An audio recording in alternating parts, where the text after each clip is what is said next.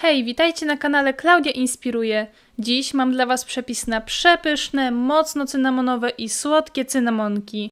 Cynamonki zawsze były moimi ulubionymi drożdżówkami, dlatego bardzo chętnie przygotowałam dla Was ten przepis, dzięki któremu możecie przygotować je samodzielnie w domu i zjeść ze smakiem z ciepłym mlekiem. Zapraszam do oglądania. Na początku szybciutko wyświetlę Wam listę składników, do której możecie wrócić w każdym momencie, w którym będziecie potrzebować. Składniki znajdziecie też w opisie filmu. Z tego przepisu wyjdzie Wam około 16 cynamonek. Zaczynamy od wkruszenia do dużej miski 50 g świeżych drożdży. Następnie dodajemy do nich stołową łyżkę cukru i lekko mieszamy. Teraz dodajemy do tego jeszcze 250 ml, czyli jedną szklankę ciepłego mleka.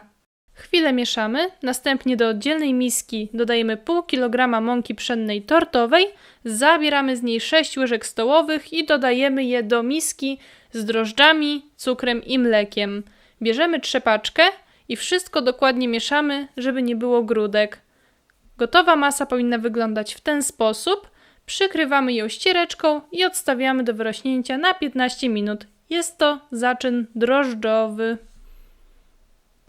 Po 15 minutach nasz zaczyn drożdżowy powinien wyglądać w ten sposób, czyli pięknie urosnąć. Do zaczynu dodajemy pozostałą mąkę pszenną tortową, z której zabraliśmy 6 łyżek. Następnie dodajemy również 60 g cukru, szczyptę soli, a także wbijamy jedno całe jajko.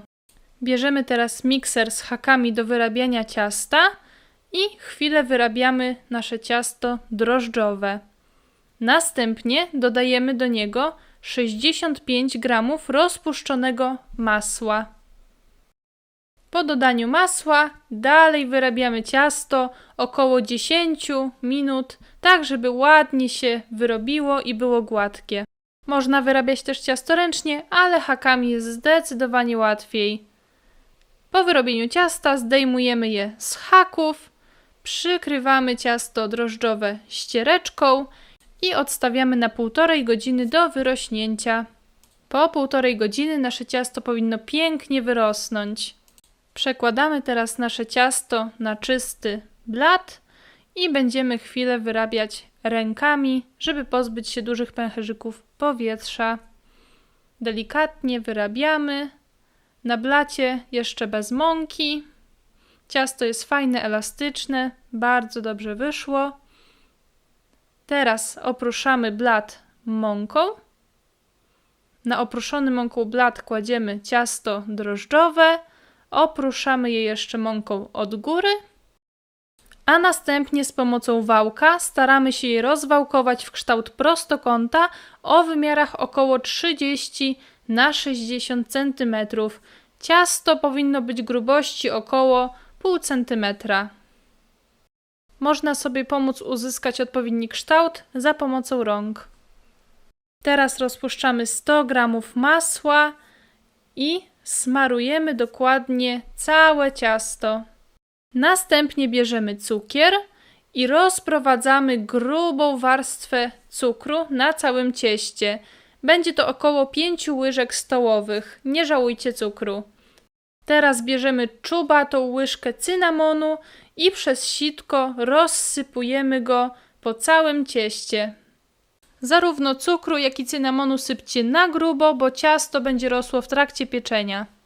Teraz za pomocą noża lub nożyka do pizzy tniemy ciasto wzdłuż krótszego boku na paski szerokości 3 cm.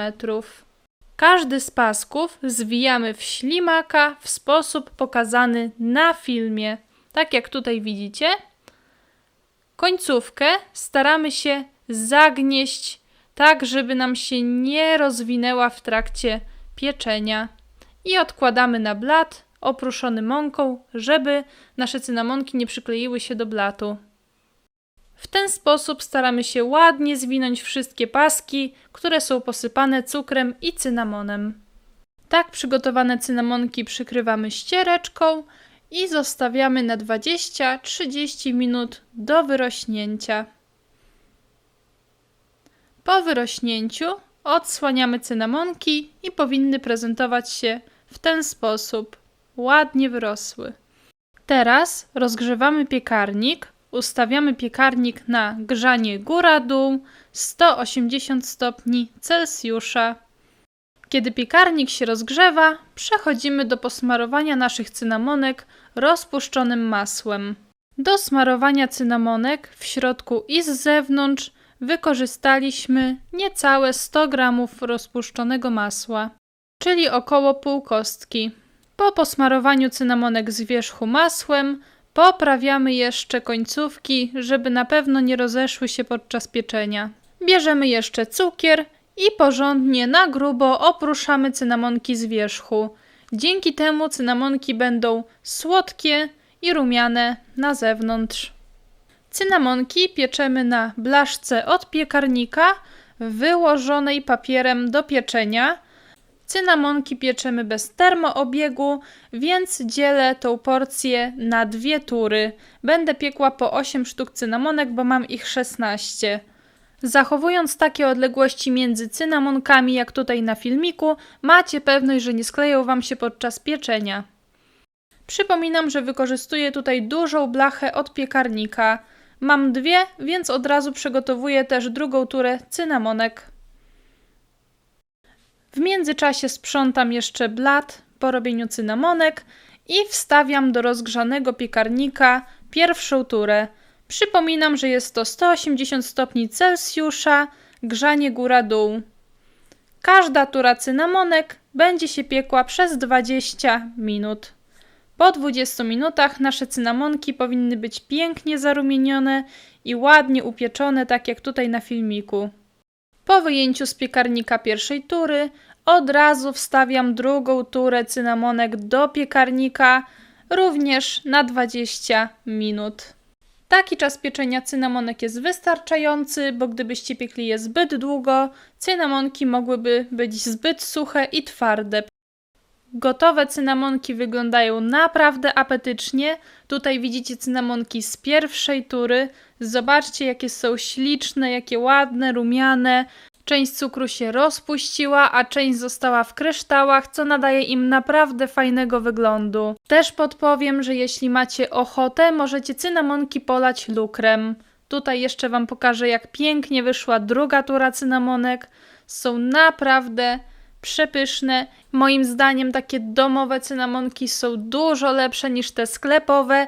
No i przede wszystkim robiąc je samodzielnie w domu, wiecie co jecie, wiecie jakich składników użyliście, a kupując cynamonki w sklepie bardzo często można zobaczyć, że są tam różne sztuczne dodatki, spulchniacze, jakieś konserwanty, więc naprawdę nie warto.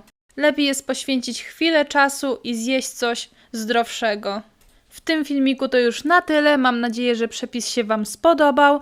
Jeśli tak, to koniecznie zostawcie łapkę w górę. Zapraszam Was też do zasubskrybowania mojego kanału, na którym znajdziecie więcej smacznych i prostych przepisów pokazanych krok po kroku. Zachęcam Was też do zostawienia komentarza.